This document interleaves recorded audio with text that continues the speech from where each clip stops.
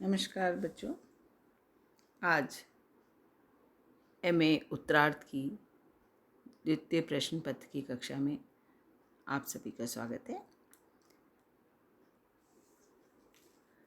इससे पूर्व के व्याख्यान में हमने कुरुक्षेत्र के चतुर्थ सर्ग के प्रतिपाद, उसके सार का वर्णन किया था। मैंने आपको बताया था कि इस सर्ग में कवि ने क्या वर्णित करा है।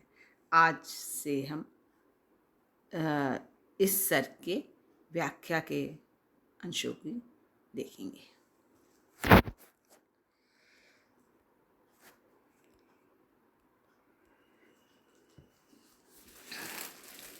देखिए, शरों की नोक पर लेटे हुए गजराज जैसे, थके टूटे गरुण से शस्त्र पन गजराज जैसे, मरण पर वीर जीवन का अगम बल भार डाले, दवाए काल को सायास संज्ञा को संभाले। पिता में कह रहे कौनते से रण की कथा है, विचारों की लड़ी में गूंथते जाते व्यथा है। हृदय सागर मथित होकर भी जब डोलता है, छिपी निज वेदना गंभीर नर भी बोलता है।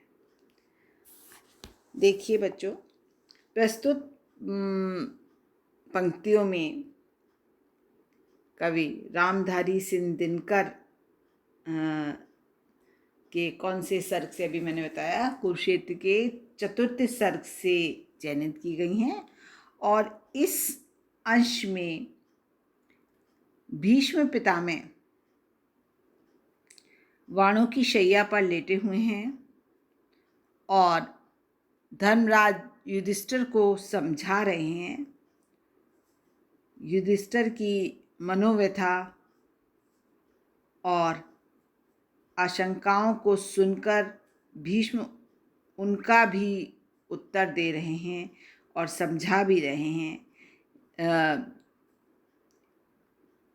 इस स्थिति में रहते हुए भीष्म का बाह्य और आंतरिक स्वरूप क्या है, उसी का यहाँ पर वर्णन किया गया है।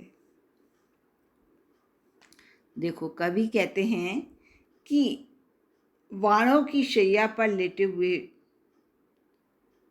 शरों की नोक पर लेटे हुए, वाणों की शैया पर लेटे हुए भीष्म पितामह ऐसे लग रहे हैं जैसे मानो कोई गजराज है ना, ऐरावत थका हुआ सो रहा हो।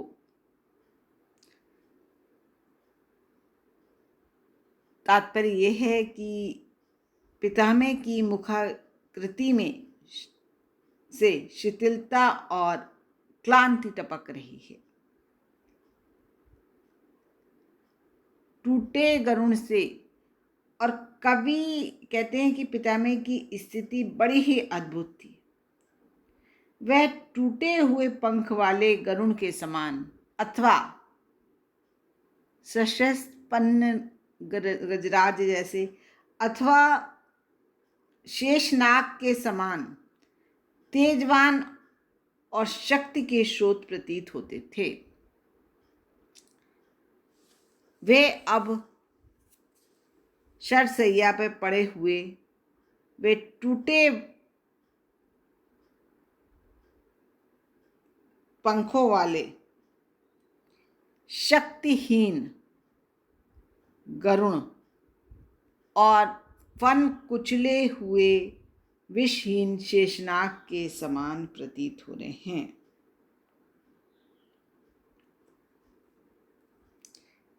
वे शक्तिशाली, मरण पर वीर जीवन का अगंबर बल भार डाले। वे शक्तिशाली जीवन का भारी बल और बोझ मृत्यु पर डाले हुए थे। जैसे जैसे अपनी मृत्यु को दबाए हुए वह अपनी जीवन चेतना को संभाले हुए थे, दबाए काल को जीवन चेतना को संभाले हुए थे, सयास संज्ञा को संभाले। भाव ये है कि भीष्म पितामह अपनी शक्ति और इच्छा शक्ति की दृढ़ता के बल पर ही अब तक जीवित थे, अन्यथा तो मृत्यु उनके सामने सिर पर खड़ी थी।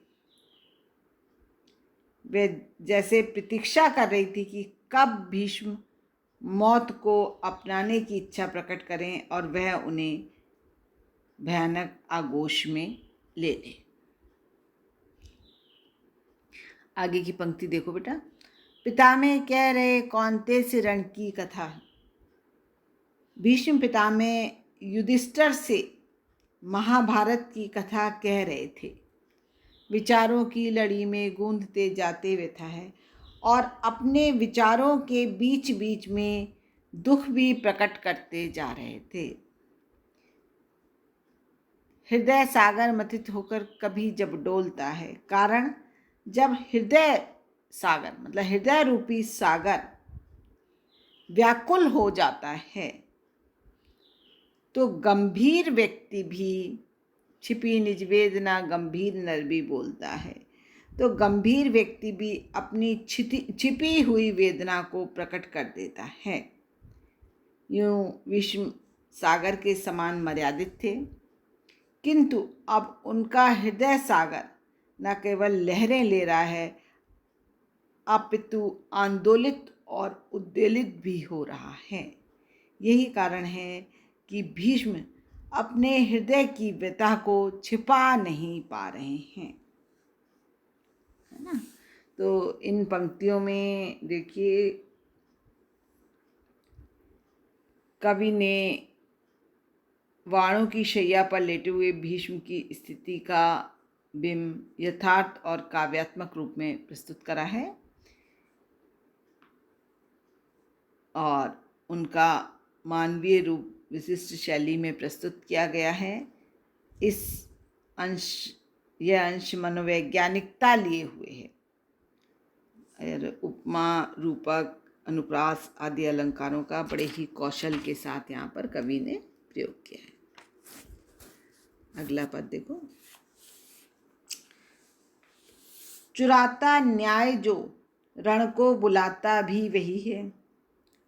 युधिष्ठिर सत्य की अन्वेषणा पातक नहीं है। नरक उसके लिए जो पाप को स्वीकारते हैं, ना उनके हेतु जो रण में उसे ललकारते हैं।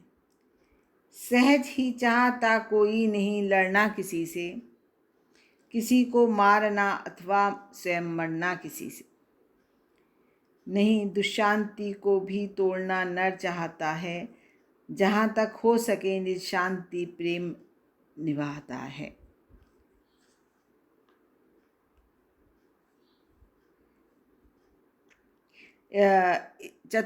चौथे सर्ग के इस अवतरण में भीष्म पितामह अपने द्वारा उठाए गए प्रश्न का ही उत्तर दे रहे हैं,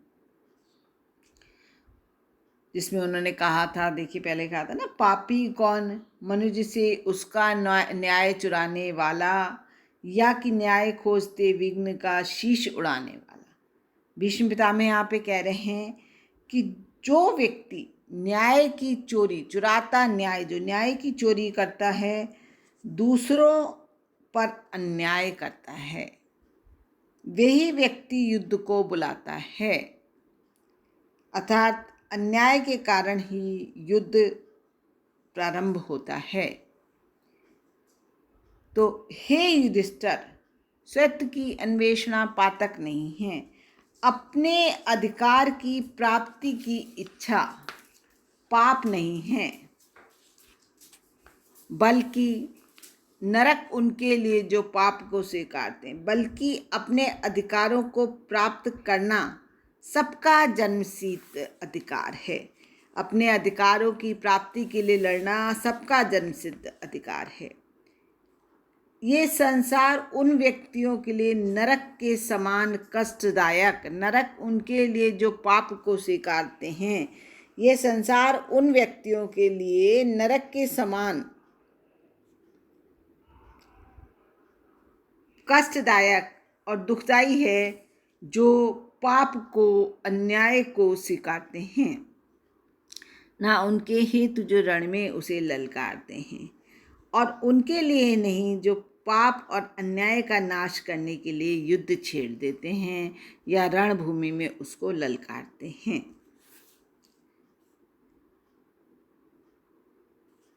कहने का तात्पर्य ये है बच्चों कि जो व्यक्ति अपने अधिकारों को खोकर भी चुप बैठा रहता है वह पापी है, और इस संसार में उसे किसी भी प्रकार का सुख नहीं मिल सकता। इसके विपरीत वह वीर धन्य है जो पाप अथवा अन्याय को मिटाने के लिए युद्ध करता है। सहज ही चाहता कोई नहीं लड़ना किसी से। भीष्म पितामह कहते हैं कि स्वाभाविक रूप से कोई भी व्यक्ति किसी से लड़ना नहीं चाहता है, ना किसी को मारना चाहता है और ना स्वयं मर जाना चाहता है। किसी को मारना अथवा स्वयं मरना किसी से कोई नहीं चाहता है कि वह स्वयं लड़े या किसी को मारे या स्वयं मरे, क्योंकि युद्ध में यही होता है। युद्ध जब होता है तो कोई भी मर सकता है और कोई भी किसी को मार सकता है। भाव ये है कि युद्ध को टालना नहीं, दुशांति को तोड़ना न चाहता है।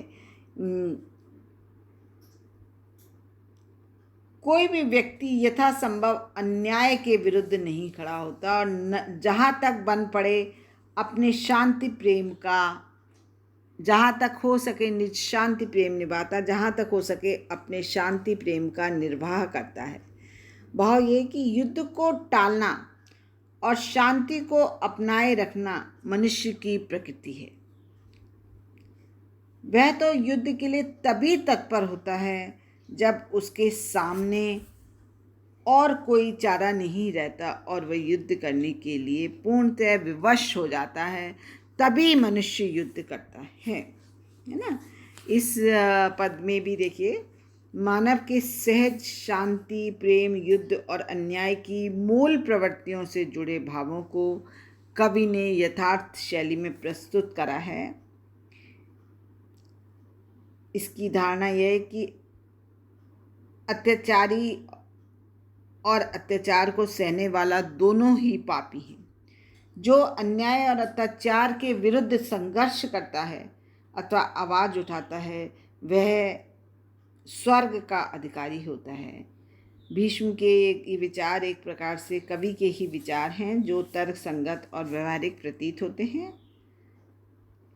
उन्होंने स्पष्ट करा है कि अपने अधिकारों के लिए लड़ना जो है वो कहीं गलत नहीं है। यदि तुम लड़े हो, महाभारत का युद्ध हुआ है, तो तुमने अपने अधिकारों की प्राप्ति के लिए युद्ध करा। इस प्रकार से भीष्म पितामह युधिष्ठिर को समझा रहे हैं। स्पष्ट हुआ?